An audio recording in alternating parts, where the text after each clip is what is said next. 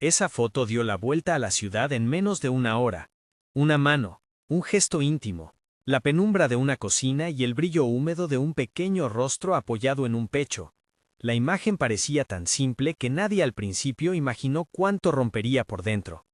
Fue tomada a las 2 de la mañana, cuando la casa grande, con sus habitaciones brillantes y sus lámparas que siempre permanecían encendidas como faros privados, respiraba solo con los pasos quedos de la servidumbre y los relojes que ya no medían horas sino turnos.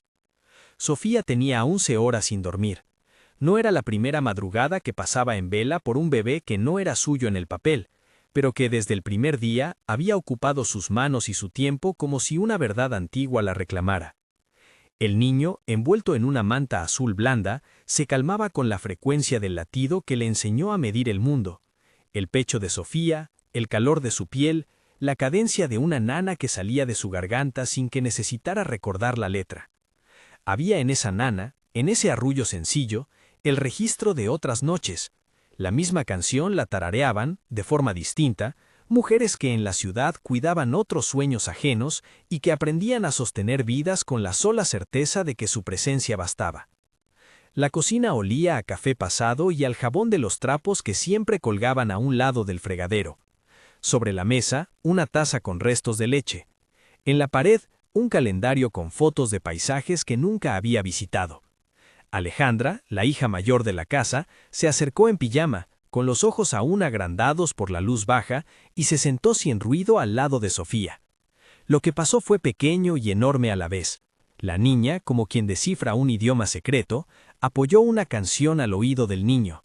La voz de Alejandra tuvo la fragilidad de un suspiro y la precisión de una memoria afectiva. Cantó una variación de la nana que Sofía ya tarareaba, y por un instante todo el tiempo del mundo quedó comprimido en ese intercambio de voces. No había intención pública en la escena, nadie pensó en titulares ni en un juicio anticipado, pero uno de los primos de la familia, un joven inexperto con el teléfono, entró a la cocina en ese momento con la idea de tomar una imagen cariñosa para enviarla a los abuelos que vivían lejos. Fue un gesto familiar, manso. La cámara captó la mano de Sofía, la curva del pecho, la carita del niño mirando con los ojos húmedos. Esa foto, enviada a un chat, fue descargada, reenviada, y en menos de una hora apareció en una cuenta anónima con un pie de foto que pedía explicaciones. La ciudad se dividió en segundos. Los titulares no tardaron. Un programa matinal convirtió la imagen en debate. La foto se movía de pantalla en pantalla con el brutal desdén de quienes miden a las personas por lo que ellas parecen, no por lo que son. ¿Quién es la madre?, preguntaban algunos. ¿Qué hace una empleada alimentando a un recién nacido de la familia?, se leía en comentarios que olían más a acusación que a curiosidad. Las redes sociales no hicieron más que amplificar la pregunta hasta volverla insistente, si aquella escena podía ser etiquetada como muestra de devoción o sospecha de irregularidad. En el centro de la casa, bajo la luz gris del primer amanecer, los miembros de la familia se reunieron en silencio, como si la costura que los mantenía unidos empezara a deshacerse gota a gota. Valeria vio la foto por primera vez en la pantalla del teléfono de una amiga. A sus ojos, el gesto íntimo se convirtió de inmediato en afrenta. Su rostro, siempre disciplinado, se tensó hasta mostrar cortes. Había algo de vergüenza y algo de ira, no tanto por la imagen en sí, sino por el sentido público que podía adquirir, por la sensación de exposición que le recordaba a aquella otra vez en la que una conversación privada se volvió viral y dejó marcas en la reputación de la familia. Llamó a Javier, el abogado de confianza, y en su voz hubo la prisa que acompaña a quienes quieren atajar un incendio antes de que salte a los techos vecinos. Diego estaba en el jardín, apoyado en la barandilla que daba al patio inglés. Tenía la mirada perdida en los rosales. Cuando escuchó el murmullo de abajo, dejó en el suelo la taza de café y se acercó a la cocina con la intención, no lo supo del todo en ese instante, de reparar algo que en verdad no tenía arreglo. Era joven, con una mezcla de orgullo inconcluso y ternura inaprensible. En su paseo por la vida, había aprendido a medir riesgos, pero no a poner nombre a la inquietud que le producía la imagen de Sofía alimentando al niño. Para Sofía, la foto era una traición, a su privacidad, claro, pero también a la lógica de su trabajo. Ella no consideraba vergonzosa la ternura que ofrecía. Había llegado a la casa años atrás con una mochila y papeles que vislumbraban su lugar a medias. Llevaba dentro un pasado que no pronunciaba a menudo y un niño que quedó atrás por razones que la palabra agresión solo podía acotar con la delicadeza de quien evita abrir una herida. El bebé de la casa había llegado al mundo con su propia geografía de dolor. Fue un nacimiento derivado de una agresión. Esa era la forma prudente de nombrarlo. Sofía se acercó a él como quien ofrece un refugio. Lo alimentaba con manos practicadas, con la paciencia de alguien que conoce la mecánica de lo que calma. Al día siguiente, la casa se despertó con la urgencia de la defensa pública. Javier organizó un plan. Se habló de una nota oficial, de una llamada a la empresa de comunicación para pedir que la foto se retirara. Se habló también, en voz más baja, de un posible malentendido en el hospital. Una frase que se pronunció como si fuese un hechizo que pudiera desactivar preguntas. Pero los algoritmos de la ciudad no olvidan fácil. Lo íntimo se había convertido en evidencia, y la evidencia es implacable. Pedía nombres, fechas, registros. Entre esos registros, los historiales hospitalarios comenzaron a lucir como cajas fuertes vulnerables. La prensa empezó a excavar. Un diario local publicó que existían indicios de incongruencias en los papeles del nacimiento. Otra columna mencionó que había pagos sospechosos en la cuenta de un médico. En esos primeros días la familia trató de domesticar la narrativa. Fue una escena doméstica, dijo alguien del entorno. No hay nada que no pertenezca a la vida cotidiana. Pero en la calle la noticia tomó el tinte de algo mayor. Alguien habló de errores en la sala de maternidad. Otros sugirieron que había identidades confundidas. Las palabras se fueron arreglando en frases que pedían sanciones, explicaciones, renuncias. La ciudad, que se mueve por pendientes de indignación, comenzó a enseñar sus colmillos. Clara trabajaba en el hospital donde la madre biológica había dado a luz. No era una heroína en la manera que los títulos fáciles regalan, era una enfermera de turno, con uñas ásperas por el detergente de los días y una costumbre de mirar la verdad a través de papeles. Tenía una libreta en la que anotaba horarios, nombres y pequeñas excepciones del protocolo. Su voz era mesurada y su mirada de quien ha visto tanto que las sorpresas se administran con cautela. Clara llevaba semanas sintiendo que algo no cuadraba en los archivos, pulseras intercambiadas, registros fechados a destiempo, un sobre con recibos que no debían estar ahí. No había llegado a comprender si se trataba de negligencia o de mala intención. Lo que sabía con claridad era que la memoria de esa sala no se podía borrar con un gesto. El gesto de Clara no fue heroico en el sentido de las películas, fue un acto de desobediencia cotidiana. Una mañana, mientras preparaba la salida, dejó en su taquilla una carpeta que no pertenecía a su servicio. Dentro, además de papeles, había una copia de un documento administrativo con una rúbrica que le resultaba familiar, la del doctor Julián. Aquella rúbrica la había visto antes, en manos de quienes deciden y se callan. No habló aún. Se llevó la carpeta a casa y la leyó con la delicadeza con la que se examinan las fichas de un rompecabezas. Allí había coherencias y resquicios, una nota de anulación, una mención a un pago extra, una fecha que parecía haber sido corregida a mano. Clara sintió el peso de algo que merecía ser nombrado. Fernando Rivas era, para el círculo que orbitaba la casa, la solución siempre lista. Hombre de tratos, de oficinas con persianas, su voz era un mando que resolvía problemas antes de que el dolor se enredara en la sopa. Cuando la foto llegó a sus manos y con ella la posibilidad de una crisis reputacional, reunió a los suyos con la precisión de alguien que no tolera el desorden. Habló de gestionar y reconducir, con una moderación que parecía administrar el pánico. Fernando no conocía la ternura de una canción de cuna, conocía cifras y alternativas. Ofreció la mano a quien creyó conveniente ofrecerla, a médicos, a responsables, a quien pudiera poner la historia bajo una alfombra que no oliera a escándalo. Julián sintió la primera oferta en un sobre. Ocurrió en su despacho, entre carpetas e instrumentos que siempre devolvían la misma calma. No fue una suma monumental, si se comparaba con las fortunas que andaban por la ciudad, pero fue suficiente para poner sobre la mesa una elección que él sabía íntima: prestigio o confort, ética o silencio. Julián no era monstruo ni santo. Era un hombre que había estudiado mucho, que había pensado que sus manos podían detener tragedias y que, a veces, las piernas de la ciencia se miraban con intereses menos nobles. La primera vez devolvió el sobre, después lo dejó sobre la mesa, y luego, sin darse del todo cuenta, lo guardó en el cajón donde guardaba sus justificaciones en sobres cerrados. En la cocina de la mansión, Sofía escuchó la voz de la casa cambiar. La protegían y la señalaban. Al mismo tiempo que alguien repasaba la nota oficial, otra persona tecleaba comentarios que querían ponerle una categoría pública: protectora, intrusa, madre sustituta, usurpadora. Sofía miraba al niño y sentía que la mirada pública pesaba más que la del juez más severo. Había algo del sentido de la maternidad que no cabía en un papel.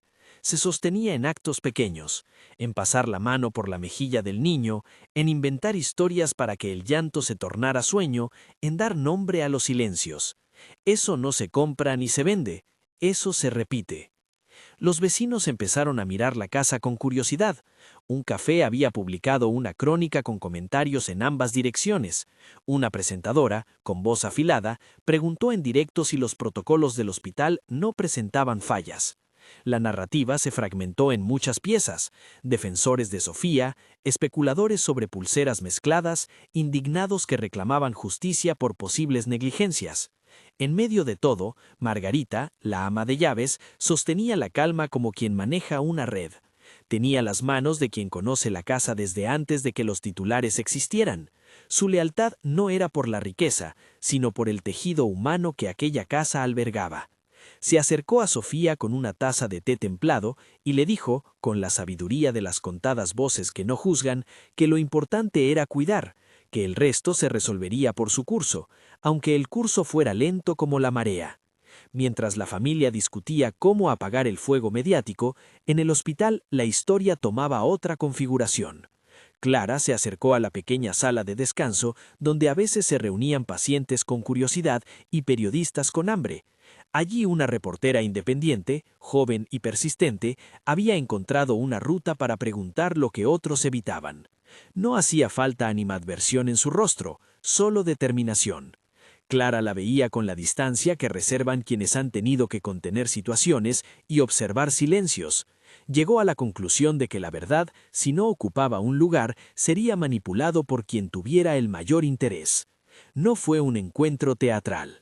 Clara habló en voz baja, con la voz de quien mide las consecuencias de ofrecer documentos. Explicó que había cosas en los registros que no encajaban y que, si alguien quería investigarlo, necesitaba documentos. La reportera no prometió gloria, prometió que aquello saldría de un cajón y que alguien, fuera de la casa y de los intereses de la familia, lo vería. Clara dejó, en un gesto que valió más que cualquier discurso, una copia de unos partes, notas con tachaduras, recibos, la foto de unas pulseras de identificación con números que no coincidían entre sí. Al volver a casa, el documento dejó en su pecho un peso nuevo, el de quien sabe que el paso que da puede fracturar vidas, pero también puede devolverles un derecho. En paralelo, en el despacho de Julián, la duda crecía. No era tanto el dinero como el gesto de clarificar lo que se daba a entender, modificar, corregir, dejar constancia de una versión que ocultara fisuras. Aceptar significaba entrar en una operación que luego sería difícil de deshacer. Negar podría implicar perder algo que el sistema le ofrecía como protección: un puesto, una reputación, un instituto al que aspiraba. Pensó en su madre, en la vida de sacrificios que había costado pagar una carrera, y en cómo a veces las personas se convierten en arquitectos de su propio silencio para levantar muros de tranquilidad temporal. En la mansión, la familia buscaba respuestas y también culpables. El debate que había empezado con la foto fue mutando hacia interrogantes técnicos sobre el momento del parto. ¿Qué pulseras recibió cada bebé? quién autorizó las entradas al área de neonatología, qué registros se habían movido con prisa aquella noche. Javier, el abogado, marcó una reunión con los administradores del hospital. En privado habló de que la única forma de apagar el rumor era demostrar coherencia documental. En público recomendó calma a los suyos. Cuando la tarde se convirtió en noche, la ciudad seguía con su ojo puesto en la historia. Activistas por la dignidad de las trabajadoras domésticas organizaron un pequeño encuentro en la plaza central, reclamando respeto y el derecho a una imagen que no fuera utilizada para dictar estatus. Otros, desde su botón de comentar, juzgaban con ferocidad. El ruido público se transformó en un telón que hacía más visible el silencio íntimo de la casa, el silencio de Sofía, que cada noche repetía los gestos de cuidado, el silencio de Valeria, que medía la deshonra como un peso de generaciones, el silencio de Diego, que no sabía si preferir la verdad o la paz familiar. Hacia el final de aquellos primeros días empezaron a aparecer las primeras piezas que indicarían que la historia no iba a quedarse en una rabieta de redes. Un informe interno del hospital tenía anotaciones que alguien había marcado con un lápiz rojo, un número de pulsera que no coincidía, un cambio de firma de la tarde anterior, una factura con un concepto inexplicable. Esos pequeños desajustes que en otros momentos podrían haberse explicado como errores comenzaron a formar una línea que sugería otra cosa. Posibilidades de confusión en la entrega, la idea de que un sistema de registro puede fallar cuando intereses se cruzan con negligencia. En una cafetería cercana al hospital, la reportera fue la primera en, con la prudencia que enseña la experiencia, cruzar algunos datos. No hizo un espectáculo de su descubrimiento, pidió más papeles, habló con una trabajadora anónima que solo dijo lo necesario, y cuando la carpeta estuvo completa, la envió a una redacción donde la honestidad periodística no se mide por la violencia del titular, sino por la consistencia de la información. La carpeta llevaba el sello de una posibilidad que iba más allá de la indignación. Señalaba que alguien, en algún momento, había intentado poner un velo sobre lo que era evidente.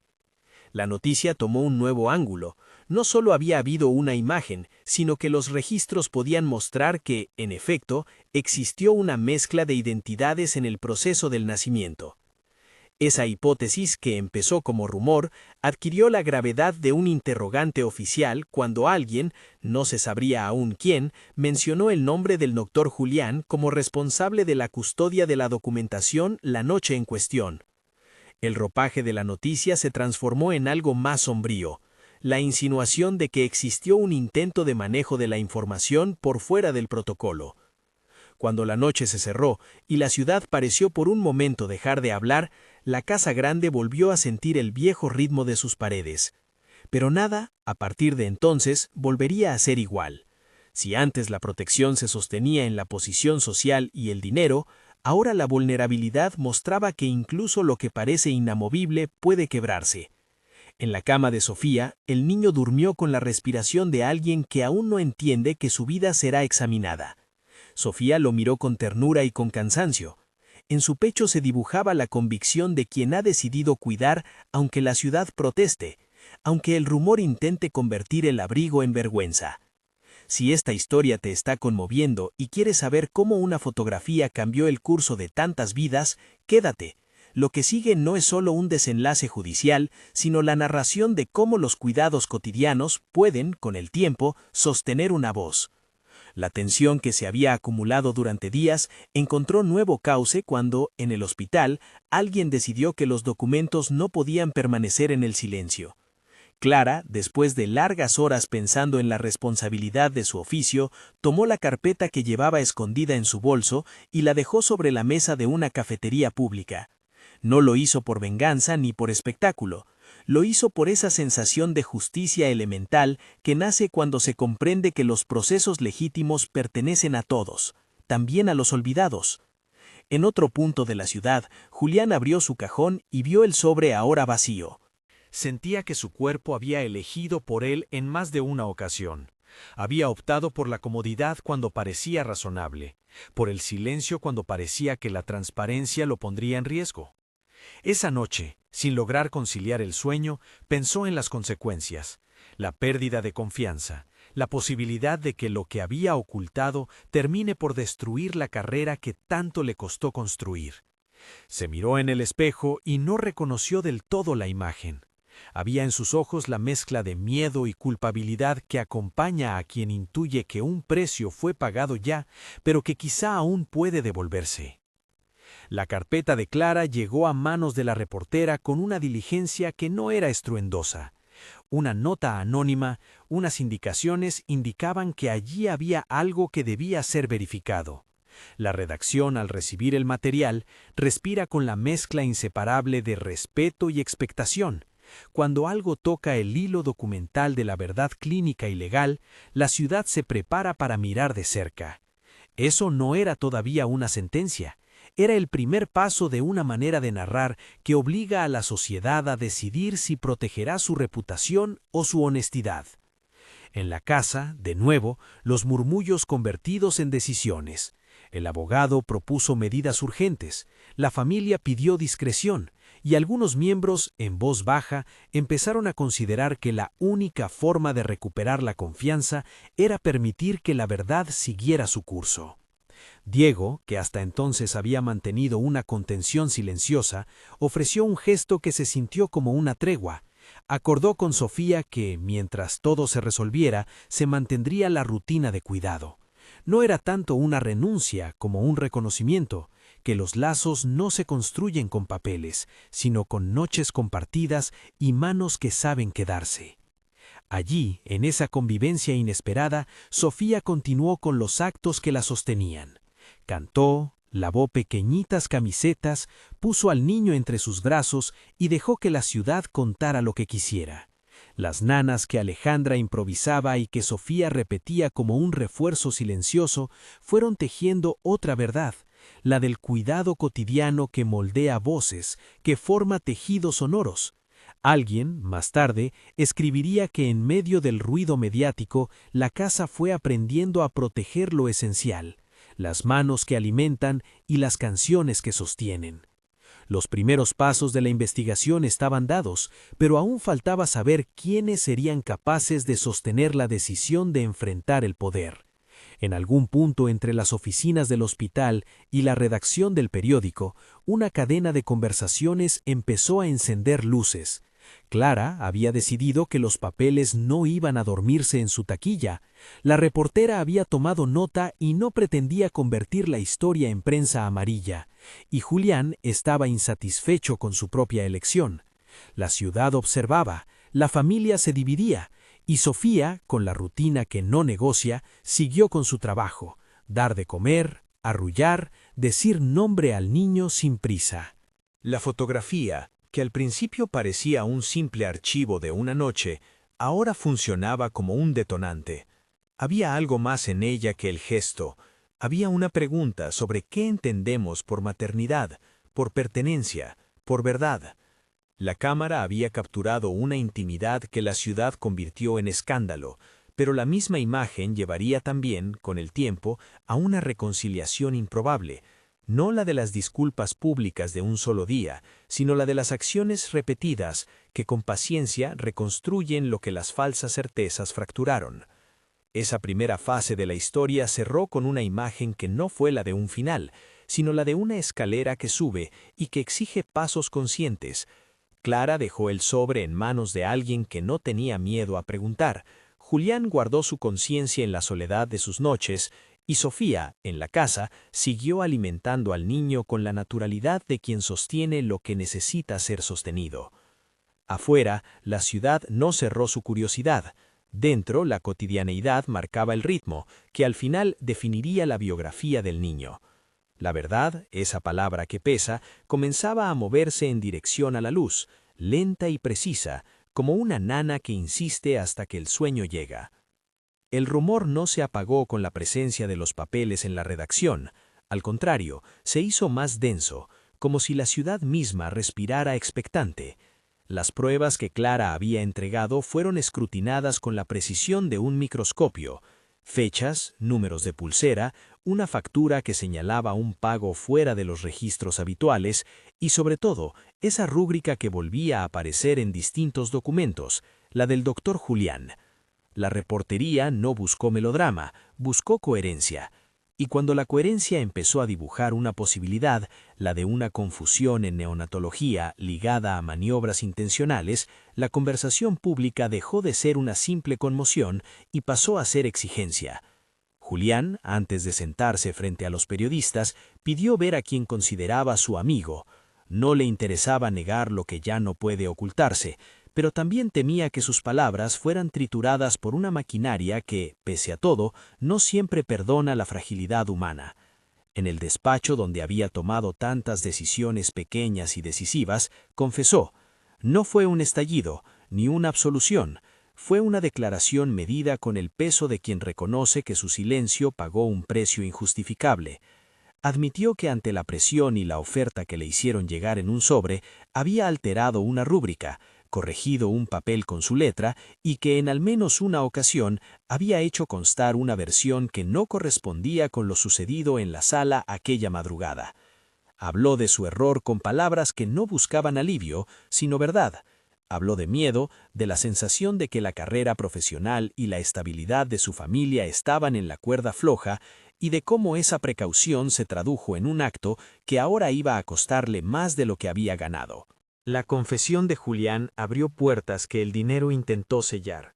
Fernando, que acostumbraba a operar desde la penumbra de los acuerdos discretos, trató de replegarse en los días siguientes con la misma eficacia con que antes extendía ofertas, pero la visibilidad lo hizo una figura pública.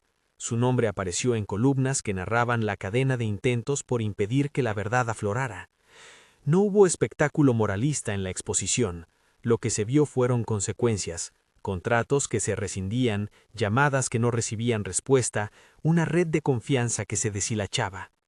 Fernando intentó explicarse. Su voz sonó como la de quien teme perderlo todo, y quizá eso, más que limpiar su imagen, lo mostró tal como era. Un hombre que apostó por soluciones rápidas y pagó los costos cuando la ciudad decidió mirar. En los juzgados la trama tomó la seriedad de los procedimientos. No fue un juicio relámpago. Fue una serie de audiencias en las que se confrontaron documentos, testimonios y finalmente la prueba genética que todos esperaban. La pericia se realizó con protocolos que nadie quería convertir en espectáculo, muestras tomadas con cautela, resultados analizados por laboratorios que procuraban mantener la neutralidad de su tarea.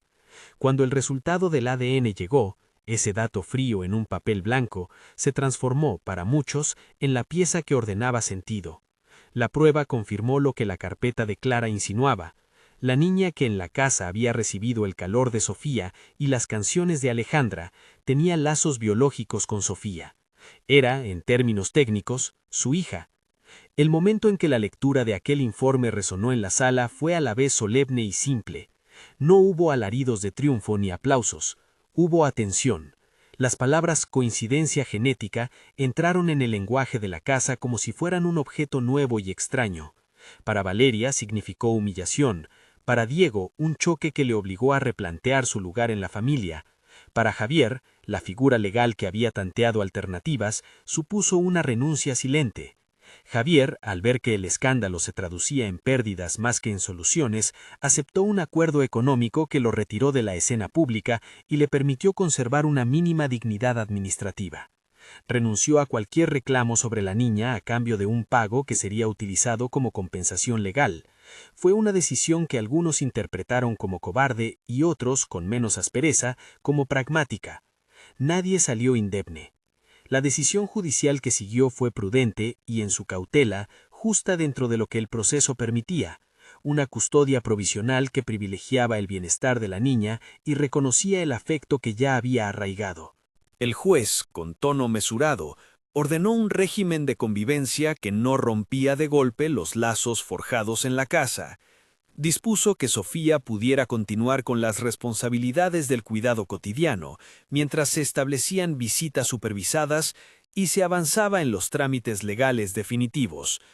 Fue una fórmula que buscaba proteger a la niña del envite público y al mismo tiempo reparar la alteración administrativa que se había cometido. En la sentencia se resaltó algo que para muchos en la sala era evidente. La maternidad se teje con días, no solo con papeles. La vida, pese a la solemnidad de las salas y la fuerza de los titulares, volvió a su pulso cotidiano. La diferencia fue que cada gesto cargaba ahora con la autoridad de la verdad. Las noches de llanto ya no eran solo una batalla por el sueño, eran una liturgia de cuidado que demostraba, en la repetición, aquello que una firma impresa no podía negar. Sofía continuó con sus rutinas. Alimentaba, acunaba, nombraba los objetos de la habitación y legaba historias de islas imaginarias que el niño, la niña, escuchaba con la atención de quien empieza a reconocer el mundo. Alejandra seguía llegando sin ruido y tejía nanas nuevas que Sofía acogía como propias. Margarita, firme como un faro, sostenía la casa con desayunos calientes y consejos que tenían la elegancia de lo práctico. La verdad se demuestra con constancia, le decía a quien quisiera oírla, y su voz era la de quien ha visto muchas tormentas pasar. Las primeras semanas tras la orden judicial fueron una mezcla de alivio y tensión. Por un lado, Sofía tenía la legítima posibilidad de continuar consagrando su tiempo a la niña. Por el otro, la casa necesitaba reorganizarse para que ese cuidado se ejerciera sin la sombra de conflictos. Diego, que hasta entonces había sido un hombre contenidamente orgulloso, empezó a hacer gestos que hablaban más de reparación que de orgullo.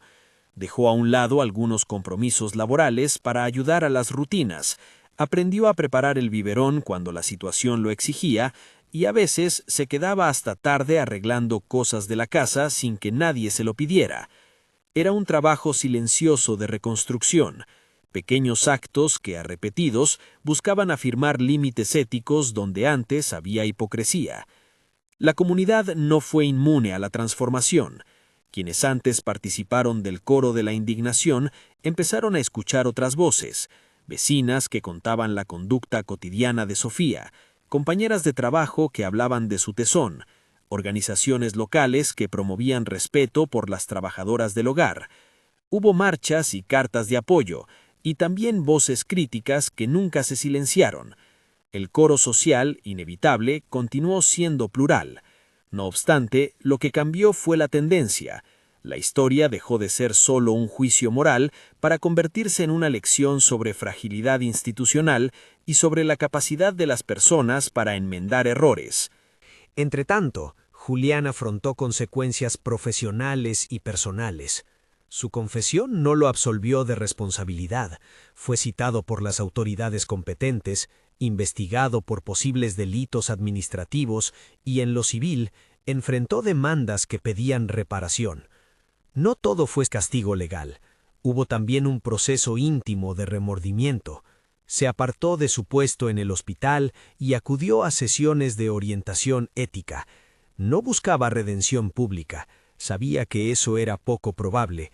Buscaba más bien restituir en lo posible las consecuencias de su error.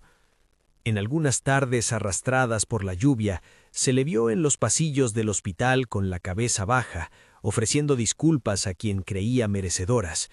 No hubo perdón inmediato ni fácil. Hubo, en cambio, el reconocimiento de que el sistema se había beneficiado de su silencio y ahora exigía reparación. Clara, la enfermera, siguió siendo objeto de miradas encontradas. Para unos fue una heroína discreta, para otros una figura incómoda que rompió la aparente armonía de un orden establecido. Ella, en su modestia, no buscó medallas.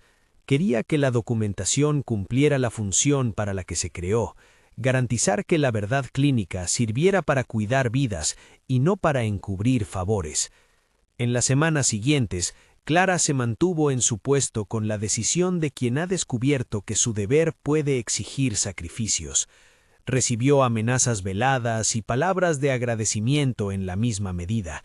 Se le ofrecieron cargos en más de un lugar, pero ella prefirió una vida más sencilla, ajustar protocolos, capacitar al personal, que la sala funcionara con menos opacidades. Fue su contribución a la reparación. En el seno de la casa, la reconstrucción afectiva se desarrolló como un tejido lento. Hubo días de duda. Sofía a veces se preguntaba si su presencia sería entendida por la niña como amor o si la sombra del origen la marcaría. Pero la respuesta vino en las cosas pequeñas, en la manera en que la niña, cuando escuchaba la nana de Alejandra, dejaba de llorar, en la forma en que buscaba las manos de Sofía cuando algo le asustaba, en las madrugadas en que, aún con la ciudad roncando su rumor, Sofía sostenía el calor de su pequeñita y la voz de la nana se hacía puente. Esos actos repetidos fueron formando un vínculo que la ley podría reconocer, pero que sobre todo la vida insistía en consolidar. Valeria sufrió el proceso a su manera. La mujer acostumbrada al control y a la reputación se enfrentó a la humillación pública y a la necesidad de escucharse. Los primeros días fueron de negación, después vino una etapa de confrontación con los propios límites. Valeria asistió a audiencias, sostuvo entrevistas en las que su voz se volvía menos severa y más contenida. Con el tiempo comenzó a ofrecer gestos de disculpa que, sin buscar reparar lo irreversible, sí intentaban mostrar responsabilidad. No fue un cambio inmediato, y sobre todo, no fue un acto teatral. Se trató de gestos torpes al principio, sinceros luego, cuando comprendió que la dignidad se recupera con actos, no con excusas. Se sentó a la mesa con Sofía en ocasiones, y una vez le llevó una manta hecha por sus propias manos, un objeto íntimo, quizá imperfecto, pero que procuraba abrigo. La reparación social se consolidó también fuera de la casa. Organizaciones civiles y colectivos que trabajan con maternidades vulnerables se unieron a la conversación. El escándalo abrió vías para que la ciudad pensara en protocolos más claros en hospitales, en formación para personal sanitario y en la creación de redes de apoyo para trabajadoras del hogar. Estas iniciativas no prometían milagros, prometían esfuerzo sostenido. Se organizaron talleres, se dispusieron líneas de apoyo y se destinaron fondos para acompañamiento psicológico a quienes habían sido afectados por la confusión. La historia dejó de ser solo una noticia para volverse una herramienta de cambio. A medida que la niña crecía, los rastros de su infancia se fueron tornando en memoria. Alejandra compuso más nanas. Había una que con el tiempo se transformó en el motivo recurrente que tejía la infancia de la pequeña, una melodía de 3 notas, simple y flexible, capaz de adaptarse a cualquier letra. Sofía la cantaba en la cocina, en la cuna, en el coche cuando la niña dormía. Esa melodía se volvió un hilo que unía momentos. La calma durante la fiebre, la paz después de la visita al médico, el abrazo nocturno en que la mano de Sofía buscaba la frente de la niña. Los barrios aledaños escuchaban, a su manera, esa canción. La nana se filtró por ventanas y balcones, y algunos vecinos comenzaron a tararearla sin saber de dónde venía su origen. Con los años, la historia encontró un modo de cierre simbólico, un concierto benéfico que no buscaba espectáculo, sino memoria. La idea la propuso una ONG que trabajaba con madres en situación de vulnerabilidad. Querían que la recaudación se destinara a programas de acompañamiento neonatal y formación para personal de maternidad. Sofía y Alejandra, tímidas ante la exhibición, aceptaron participar en las jornadas de divulgación. La casa colaboró en la organización y muchos de los antiguos espectadores de las tertulias mediáticas se acercaron, no por chismografía, sino por curiosidad transformada en apoyo. El cartel del concierto fue sencillo: artistas locales y voces que habían atravesado historias difíciles, entre ellas la de una cantante que había sido adoptada siendo niña tras un nacimiento derivado de una agresión, y que había hecho de su voz un instrumento de consuelo. Su relato, contado la noche del concierto, fue mesurado. Habló de la infancia como un sitio complejo, pero también como un lugar en el que las manos de quienes cuidan imprimen sobre la vida huellas de belleza. Dedicó una canción a las manos que te cuidan, y en esa dedicatoria cabía la casa, la nana de Alejandra, la ternura de Sofía y el apoyo de la comunidad. El concierto se celebró en un salón municipal que por una noche pareció pequeño ante la vastedad de la emoción. La voz de la cantante que había sido adoptada llegó limpia y sin estridencias. No buscó sensacionalismo, ni convertir el dolor en mercancía. Contó que en su infancia había habido tristeza y ausencia, sí, pero que también había existido el gesto paciente de una cuidadora que con una canción le había enseñado a respirar. Su interpretación fue un puente. Para algunos asistentes fue epifanía, para otros recordatorio. En el público estaban Clara, Margarita y miembros de la ONG. También, discretamente, Julián, quien fue invitado a participar en una mesa sobre ética profesional. No hubo aplausos desmedidos hacia él. Hubo, en cambio, una conversación pública sobre cómo los sistemas se sostienen o se fracturan según las decisiones personales. La noche del concierto quedó marcada por un momento de intimidad pública. En el cierre, la cantante invitó a una joven al escenario. No era la niña de la casa, sino una adolescente que había crecido en un programa de acogida. Su breve intervención fue la de quien reconoce la deuda que tiene con quienes le ofrecieron abrigo. Cantó una estrofa de La Nana que Alejandra había compuesto años atrás, y la melodía, modesta y potente, atravesó el salón como si fuera un rumor antiguo. La canción no contó historias concretas, señaló lo esencial, que la música puede ser vehículo de identidad, memoria y reparación. Años más tarde, en un porche modesto de la ciudad, con un piano que había sido reparado por el vecino del quinto, apareció otra figura central en la historia, Elena Valentina. No fue una aparición televisiva, ni un gesto pensado para la prensa, fue una escena íntima. Una joven que toma asiento, coloca las manos sobre las teclas y respira. La nana que suena es la misma que cantaron Sofía y Alejandra en Noches de Vigilia. La versión es distinta, porque la voz ya no es la de una niña, tiene matices, resonancias de otras canciones aprendidas en la escuela de música y en la calle. Elena toca con familiaridad, y cuando la melodía se instala, algo en el aire se calma. Elena no habló de escándalos ni de errores. Sus palabras, cuando aceptó conversar con quienes la conocían, estuvieron dirigidas a aquello que la formó. Mi voz viene de manos que me cuidaron. Viene de noches en las que me tapaban y me hablaban de cosas sencillas. Viene de canciones que no necesitaban rúbrica para ser verdad. No ofreció detalles comprometidos sobre el pasado de otros. Tuvo el cuidado de no herir, y en esa discreción había una ética. Su testimonio público fue una lección. El cuidado no es espectáculo, y la verdad, cuando se hace presente, no siempre necesita ser pronunciada con dramas. El camino de Elena hacia la música fue gradual. Empezó tocando La Nana en el porche para las vecinas, luego en pequeños recitales del barrio. Después en una escuela de música donde un profesor notó su oído para las variaciones melódicas. Su talento creció en lo cotidiano, tonos aprendidos en la cocina, ritmos que emergían de los pasos de sus cuidadoras, silencios que la enseñaron a escuchar. Era, en su timbre, la memoria de quien fue sostenida, la fragancia del jabón, el calor de la manta y el sonido del pecho que le enseñó a medir latidos. Cuando llegó el momento de un recital más amplio, Elena decidió que su repertorio incluiría una pieza breve, La Nana en variaciones, enriquecida por acordes modernos y por una letra que hablaba de manos, de noches y de la paciencia. En su voz no hubo triunfalismo, hubo gratitud. Dedicó la canción a quienes enseñan con actos, y ese gesto fue suficiente para que la audiencia entendiera de dónde nacía su arte. No contó nombres, no sacó cuentas de culpas, ofreció la verdad que le pertenecía, la de haber sido alimentada con constancia y ternura. La evolución de las relaciones en la casa fue lenta y, sobre todo, real. Hubo reconciliaciones que se hicieron con acciones y no con discursos.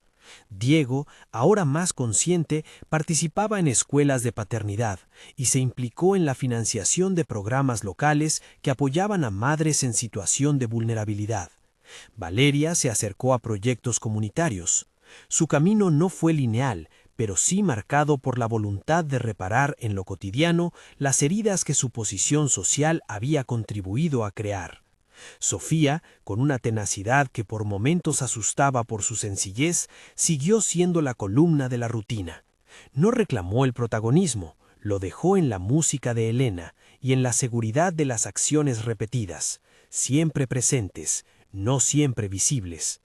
En el plano legal, las sanciones y reparaciones continuaron su curso. Julián aceptó acuerdos disciplinarios y el hospital implementó cambios en sus protocolos de identificación neonatal.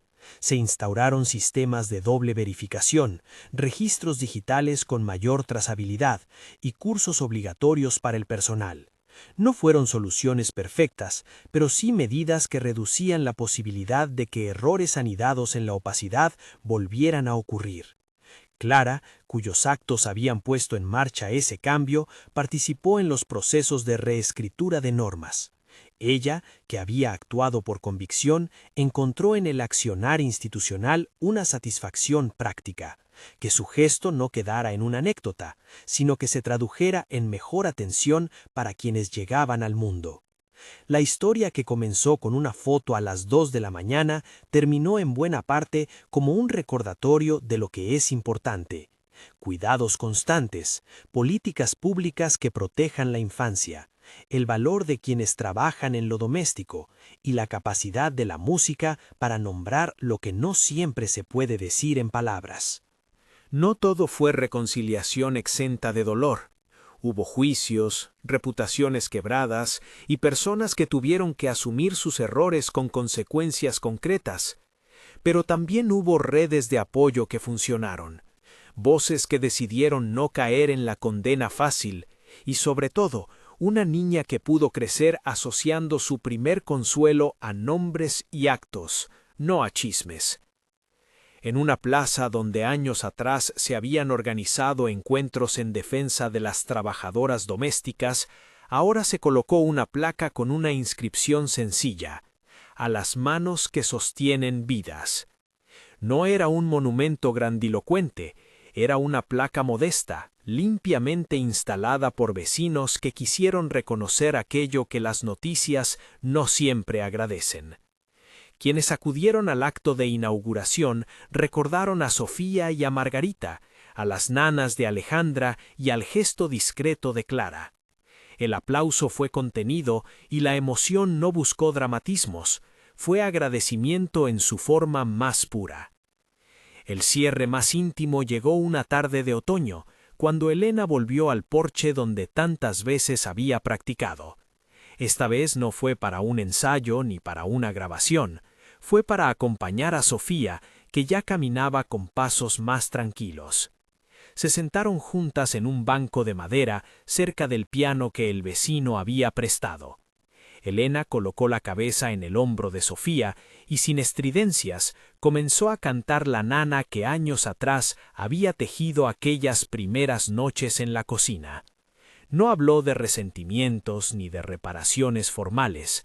Cantó con la naturalidad de quien sabe que la vida es práctica y emoción. Sofía escuchó y en su rostro se dibujó algo que era una mezcla de alivio y asombro, la constatación de que su cuidado había dejado huella. La canción terminó y el silencio fue una forma de abrazo. Nadie en esa escena necesitó palabras grandes.